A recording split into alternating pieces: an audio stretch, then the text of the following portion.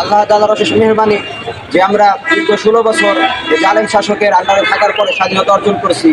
সর্বপ্রথম আল্লাহ তাআলার শুকরিয়া, তারপর আমরা ধন্যবাদ জানাই ছাত্র সমাজকে, যে ছাত্র সমাজের বদৌলতে আজকে আমরা স্বাধীনতা পেয়েছি। কিন্তু স্বাধীনতা পেয়ে শুধু উদযাপন করলেই হবে না। এই 16 বছর যারা আমাদেরকে কষ্ট দিয়েছে, যারা আমাদের উপর জুলুম নির্যাতন করেছে, তাদের একটা সঠিক বিচার করতে হবে বর্তমান সরকারের। আমরা জানি যে এই স্বৈরশাসক শেখ হাসিনা কী পরিমাণ জুলুম অত্যাচার করেছে, কী পরিমাণ গণহত্যা চালিয়েছে। আজকে আমরা 2009 সালে পিলখানায় 57 জন সেনা মেজর কর্মকর্তাকে হত্যা করেছে, মেজরকে হত্যা করেছে। আমরা এই মেজর হত্যার বিচার চাই। এবং আমরা জানি 2013 সালে হেফাজত ইসলাম অর্থাৎ আজকে বাংলাদেশের সমস্ত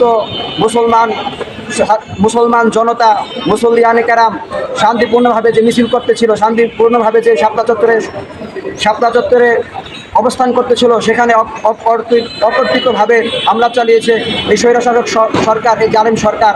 সেখানে প্রায় 1.5 লক্ষ গোলাবারুদ ব্যবহার করা হয়েছে এবং প্রায় 10,000-এর উপর হত্যা হয়েছে এবং আরও বহু সংখ্যক আহত হয়েছে আমার ভাইরা, এবং অনেক মানুষকে গ্রেফতার করেছে। আমরা খুব শীঘ্রই এই হত্যার বিচার চাই এবং যারা জেলবন্দি তাদেরকে খুব শীঘ্রই যেন ছেড়ে দেওয়া হয় সেই দাবি জানাচ্ছি। এবং আমরা জানি 2018 সালে মূর্তি বিরোধী আন্দোলনে অনেক ভাই এরকমভাবে 11 জন, 15 জন, 14 জন এরকমভাবে ভাই আমাদের শহীদ হয়েছেন। তাদের হত্যার বিচার চাই এবং যারা গ্রেফতার হয়েছে তাদের যাতে অবিলম্বে তাদের মুক্তি দেওয়া হয় সেই দাবি জানাচ্ছি।